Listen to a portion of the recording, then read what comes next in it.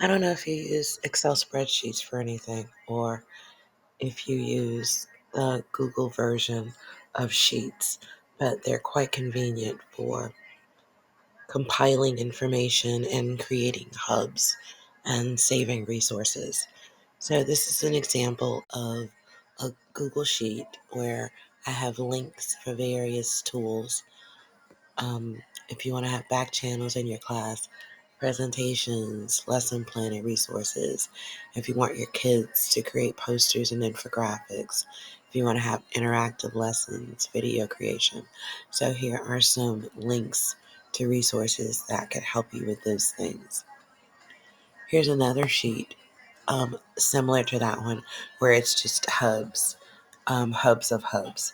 So I can take a bunch of different spreadsheets and link them in the hub of hubs. So within this hub, I can find different hubs based on a variety of different topics. So spreadsheets are great when you've got a large amount of information and you want to compile it into one space.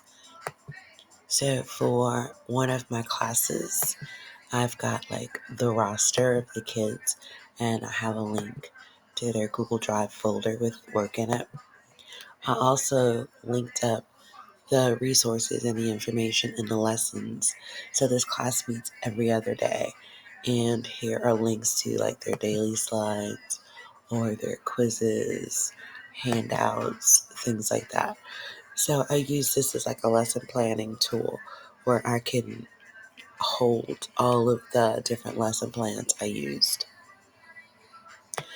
And this hub is just something that I started for my teachers to introduce them to what you can do with spreadsheets. So if you've got some seasonal materials, whether it's lessons or other resources that you want to share, you can compile them in this hub for seasonal information. ELA topics. When you're planning, you can identify what the focus is, and then you have some information for reading, writing, grammar, vocabulary. You can take notes, and then you can indicate if there's any progress done. You can indicate the date that you might want to use them in class. So, this is a great planning tool. This one for math as well. You can drop in the lessons or worksheets or whatever resources, videos that you want to use for class, whether it deals with number sense, algebra, data, spatial sense, financial literacy, etc.